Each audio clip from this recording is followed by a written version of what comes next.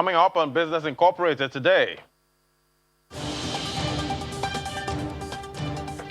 Afrexim Bank and International Islamic Trade Finance Corporation ratified $250 million finance facility to support Africa.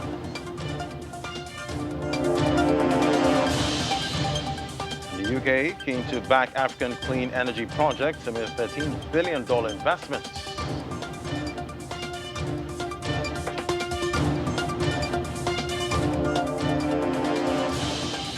And Zimbabwe in talks to accept Bitcoin as legal tender.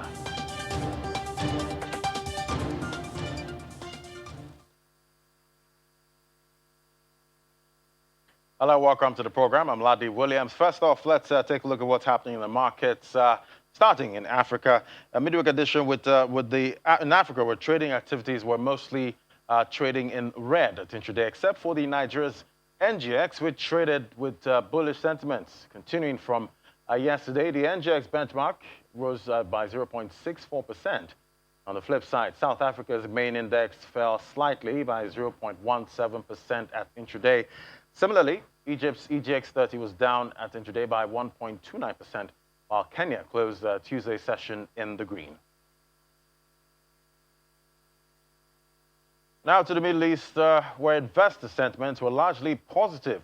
Today, the Abu Dhabi index edged up 0.34%, while Dubai's index fell by 0.42%. Meanwhile, the Saudi Arabia and the Qatari exchanges traded in positive territory.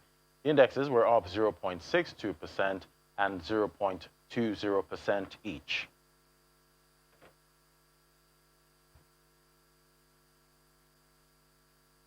And now let's take a look at what's happening in the UK. In the UK, M&S has returned to first half profit and credits strong food sales, re-engineering of clothing and homewares. Let's have details now from Juliana right there in the UK. Great to have you, Juliana. What is keeping the investors on the edge? Is it inflation data or earnings?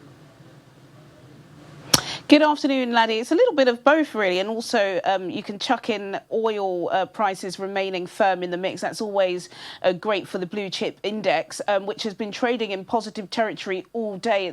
We're bang in the middle of earnings seasons, and we've had a pretty great couple of updates. I suppose the most notable one is ITV, popular network here in the UK, struggled over the past couple of years because, of course, it's been really difficult for them to keep up with the global competitors, especially the streaming giants such as Netflix, Disney, Amazon Prime, etc. But they've reported really strong, robust 6-month profits, which put their shares up by about 10.5% at one point. I think currently they're trading up by about 6.1%.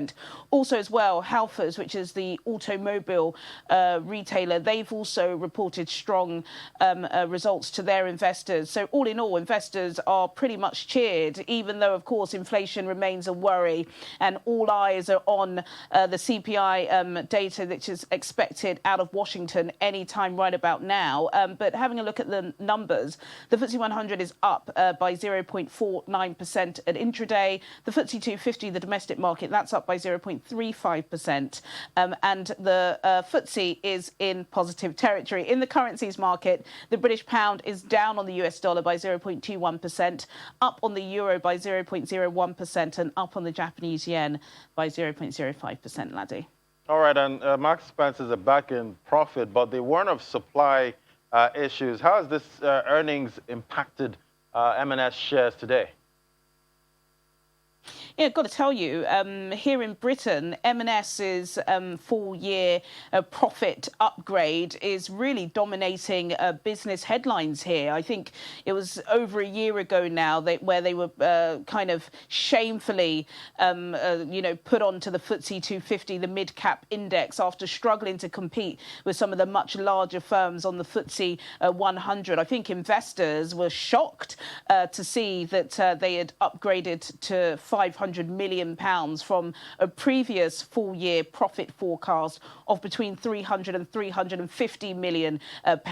Is this a flash in the pan? We'll have to wait and see. But it is, of course, a British retail stalwart with over a centuries-old history. They've really been kind of struggling over the past couple of years to keep up with some of the younger competitors, the likes of Pretty Little Thing and Boohoo.com, which has really dragged a lot of that young market that M&S were trying to attain. So it's been good for them. They're also pretty late as well into the online delivery sector. They recently teamed up with Ocado, and it appears as if, you know, this strategy that has been a long time coming is finally starting to reap the rewards. So also their 6-month update showed pre-tax profits of 183.6 million, and this compares to the same period last year of losses of 63 million. So really good news. And of course, the M&S advert is out, the Christmas ad, and they're hoping that they can rake up some more profits over the next couple of weeks. Right, I'll be looking out for that advert there. But Britain's employers are offering bonuses of up to about £2,000 to recruit Christmas workers amid fears of, you know, staff shortages disrupting the festive season. What does this tell us? Well, what this tells us is that the labour shortage is still a significant issue here in the UK. There are just 45 days to Christmas. I suppose I'll be doing this Christmas countdown every day, laddie. But there are 45 days left. Lots of individuals are buying much earlier. Just where we are in the dead centre of London, Christmas lights are out, the Christmas trees are up, the Christmas songs are playing in the department stores. You know, they're desperate to get money back in the tills. Of course, we've been discussing it, haven't we, on this show over the past couple of years. Yeah. It has been a really torrid time for the British high street. It's just so difficult for them to keep up with digital giants like Amazon and others who are able to get what you want to your doorstep in, you know, a matter of hours. But according to the latest data from the British Retail Consortium, footfall is back. Footfall is back on British High Street. They're actually doing much better than their European counterparts. On Channel's Business Global this week, we actually will be speaking with somebody from the British Retail Consortium who'll be telling us just what it's going to take for the golden era, which is Christmas, to be booming yet again for British retailers who have suffered so many losses over the past few months. Yeah, golden era there. Well, Juliana, thank you so much. Enjoy the rest of your day. We'll get updates from you tomorrow. Thank you. All right, crossing over now. European stocks were mixed in early traders. Market participants digested a slew of corporate earnings and waited for the next key reading of the U.S. inflation data. Well, we have Chelsea Delaney right there in Frankfurt. Great to have you, Chelsea. Well, inflation is the main focus today with new data out from Germany, see China and the U.S. What are these reports showing? So these reports are basically showing that inflation remains a major problem for the global economy. I'll start with the Chinese data, which came out early this morning. It showed producer prices, so the prices that factories and producers are having to pay for goods, rose to their highest level in almost 30 years. They were up about 13.5% year over year, and that's a major problem not just for Chinese companies, but really for the world, because China remains the biggest exporter of goods. So many other economies like Germany or the United States are still very dependent on Chinese factories for things like electronics, for clothing, for toys or furniture. So these price increases in China, which are being driven by mostly by energy prices in China, are going to have a spillover effect on these other economies, which we've seen from today are already facing very significant increases in prices of their own. Germany saw an increase in consumer prices of about 4.5% in October compared to the year earlier. That's a 28-year high. A lot of this also has to do with energy prices within Germany because of the natural gas shortage we're seeing seeing. Prices are going up for that. In the United States, we're expected to see consumer prices rise by about 6% in October. That would also be a 30-year high. So these are very large increases. So far, what we've heard from economists in the past couple of months is that this should be a temporary increase in prices. But I'd say there's growing skepticism about how temporary this really will be, because even if this is, a short-lived phenomenon, many businesses, many consumers will have been paying higher prices for several months, and that is something that could constrain spending, could constrain investment in the months ahead. All right, and Volkswagen has announced plans to build a new electric vehicle factory in Germany to take on Tesla. How much will this help Volkswagen? Well, Volkswagen hopes it will help a lot. Volkswagen has been pretty clear about what it wants here. It wants to be the world's largest electric vehicle maker by 2025. It wants to unseat Tesla for that role. But so far, Volkswagen has been lagging behind. Of course, they have Tesla has the advantage here because they're really the first to the market. But Volkswagen has been investing tens of billions of euros into this effort.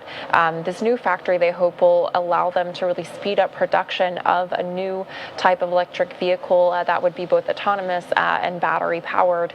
It's called Trinity. That's their new concept car. This new factory, they hope will be able to produce cars maybe about 1 every 10 hours. That's the rate that Tesla is expected to be producing vehicles at its Berlin factory that should be opening soon. But there is still a lot of skepticism about how quickly Volkswagen can catch up to Tesla and to other competitors like many electric vehicle companies out of China. If you just look at the market caps of these companies, Tesla's worth over $1 trillion US. That's about 8 to 9 times as much as Volkswagen's market value. So I think the message from investors is clear, is that they still give the lead in this booming market to Tesla. Right. Guess who's going to win that EV race? Meanwhile, corporate earnings continue to roll in with new results today from Germany's Allianz and Siemens Energy. How are those going down in Frankfurt? Well, the third quarter was really tough for all companies, given supply chain shortages, inflation surge. But both Allianz and Siemens Energy did manage to pull off pretty good results here. Allianz, which is one of the biggest asset managers and insurers in the world, did manage to improve their profits in what was overall a pretty difficult quarter. Allianz is being investigated in the United States for huge losses in a hedge fund unit in the United States. It's facing a lot of lawsuits from its customers for losing a lot of money in the early days of the pandemic on what they say are very risky bets. It's unclear what sort of financial impact that will have on Allianz. They haven't been able to disclose that yet. But even with that, they still managed to pull in about 26 billion euros worth of new assets in this quarter, so investors seem undeterred. For Siemens Energy, they also managed to narrow their losses in this latest quarter. Siemens Energy is going through a big restructuring, but they are starting to see things pay off, especially in their gas and power unit, which makes things like turbines, gas-powered turbines for businesses. One of the big concerns for Siemens Energy, though, is that they're still really struggling in their wind turbine unit, which you would think would be a very booming market right now. But because of the raw materials shortages, things like steel or other commodities that you need to build wind turbines are very expensive, and they haven't been able to pass those prices on to their customers. So that's starting to really eat into their profitability. But investors do see this as a pretty positive result, and we have seen the shares rise by about 3% here in Frankfurt. Well, Chelsea Delaney right there in Frankfurt. Thank you so much for the update. All right, moving on. Now, shares in Asia Pacific were mixed as investors reacted to the release of the Chinese inflation data for October. Hong Kong's Hang Seng Index gained 0.74% to close at 24,996 points, while mainland Chinese stocks finished the trading day lower. The Shanghai Composite fell 0.41% to 3,492 points, while the Shenzhen Component slipped 0.38% to 14,515 points. The Nikkei 225 in Japan closed 0.61% lower at 29,106 points, while the Topix Index fell 0.54% to 2,007.96 points. South Korea's Kospi slipped 1.09%, closing at 2,930. Shares in Australia edged lower on the day with the S&P ASX 200 declining 0.14%. And U.S. equity futures were little change early this morning as investors await the key data that will be the next big indicator of how much rising prices pressures are accelerating. Dow Jones Industrial Average futures dipped 5 points. S&P 500 futures and Nasdaq 100 futures are both hovered above the flat line. Regular trading Tuesday, the Dow lost about 0.3% to close at 36,319 points. The S&P 500 fell 0.4%, snapping at 8-day win streak. The Nasdaq Composite fell 0.6%. Investors are holding their breath for the latest consumer price index reading, which the Labor Department will report before the bell. Economists expect a 0.6% increase or year-over-year gain of nearly 6%, which would be the most in 30 years. Weekly jobless claims and mortgage applications to purchase a home are also due out today. And oil prices rose in early trade, extending strong gains in the previous session after industry data showed U.S. crude stocks unexpectedly fell last week just as near-term travel demand picked up with pandemic curbs easing. U.S. West Texas Intermediate crude futures rose 23 cents to $84.38 a barrel, adding to a 2.7% gain on Tuesday. Brent crude futures jumped 36 cents to $85.14 a barrel, rising 1.6% on Tuesday. Tightening global oil inventories have supported strong crude prices during the past several months, and the latest data from the American Petroleum Institute reinforce the view that supply remains constrained. And after the break, we'll get more stories on the African continent. Do stay with us.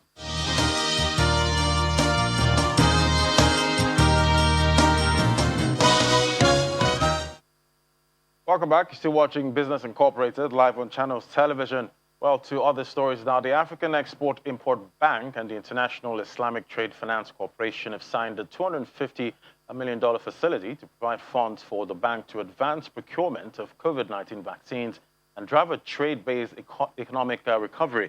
The agreement was signed between Benedict Orama, president of the Afrexim Bank, and Engineer Hadi Salim Sombol, CEO ITFC, during the official visit of Professor Orama and the Afrexim Bank delegation to the ITFC headquarters in Jeddah.